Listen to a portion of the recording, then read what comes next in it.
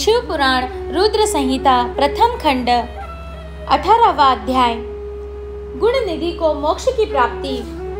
ब्रह्मा जी बोले, हे नारद, तब यह समाचार गुण निधि को मिला तो उसे अपने भविष्य की चिंता हुई। वह कई दिनों तक भूखा प्यासा भटकता रहा। एक दिन भूख प्यास से व्याकुल वह एक शिव मंदिर के पास बैठ गया। एक शिव भक्त अपने परिवार सहित शिव पूजन के लिए विविध सामग्री लेकर आया था। उसने परिवार सहित भगवान शिव का विधि विधान से पूजन किया और नाना प्रकार के पकवान शिवलिंग पर चढ़ाए।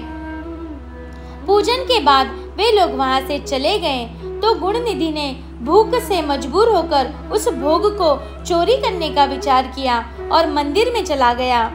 उस समय अंधेरा हो चुका था, इसलिए उसने अपने वस्त्र को जलाकर उजाला किया।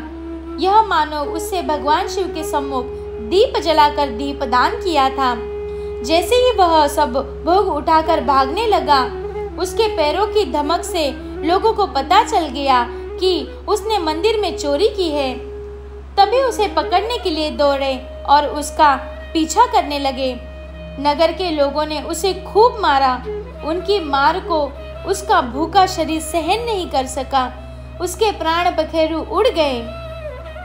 उसके कुकर्मों के कारण यमदूत उसे बांधकर ले जा रहे थे। तभी भगवान शिव के पार्षद वहां आ गए और गुण निधि को यमदूतों के बंधनों से मुक्त करा दिया। यमदूतों ने शिवगणों को नमस्कार किया और बताया कि यह बड़ा पापी और धर्म कर्म से हीन है। यह अपने पिता का भी शत्रु है। इसने शिवजी की भोग में भी चोरी की है। इसने बहुत पाप किए हैं, इसीलिए यह यमलोक का अधिकारी है। इसे हमारे साथ जाने दे ताकि विभिन्न नरकों के यह भोग भोग सके। तब शिवगणों ने उत्तर दिया कि निश्चय ही गुण निधि ने बहुत पाप कर्म किए हैं, परंतु इसने कुछ पुण्य कर्म भी किए हैं, जो संख्या में कम होने पर भी पाप कर्मों को नष्ट करने वाले हैं। इसने रात्रि में अपने वस्त्र को फाड़कर शिवलिंग समक्ष दीपक में बत्ती लगाकर उसे जलाया और दीपदान किया। इसने अपने पिता के श्रीमुख से एवं मंदिर के बाहर बैठकर शिव गुणों को सुना है और ऐसे ही और भी अनेक धर्म कर्म इसने किए हैं। इतने दिनों तक भूखा रहकर इसने व्रत किया और शिव दर्शन तथा शिव पूजन भी अनेकों बार किया।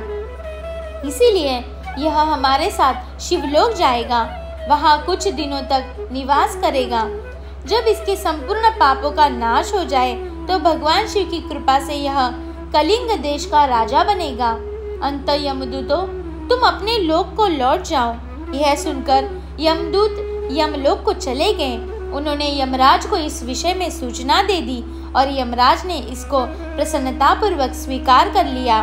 तत्पश्चात गुणनिधि नामक ब्राह्मण को लेकर शिवगण शिवलोक को चले दिए। कैलाश पर भगवान शिव और देवी उमा विराजमान थे। उसे उनके सामने लाया गया। गुणनिधि ने भगवान शिव उमा की चरण वंदना की और उनकी स्तुति की। उसने महादेव से अपने किए कर्मों के बारे में क्षमा याचना की। भगवान ने उसे क्षमा प्रदान की। वहां शिवलोक में कुछ दिन निवास करने के बाद गुणनिधि कलिंगन देश के राजा अरिंदम के पुत्र दम के रूप में विख्यात हुआ। हे नारद, शिवजी की थोड़ी सी सेवा भी उसके लिए अत्यंत फलदायक हुई। इस गुणनिधि के चरित्र को जो भी कोई पढ़ता अथवा सुनता है, उसकी सभी कामनाएं पूर्ण होती है तथा वह मनुष्य सुख शांति प्राप्त करता है।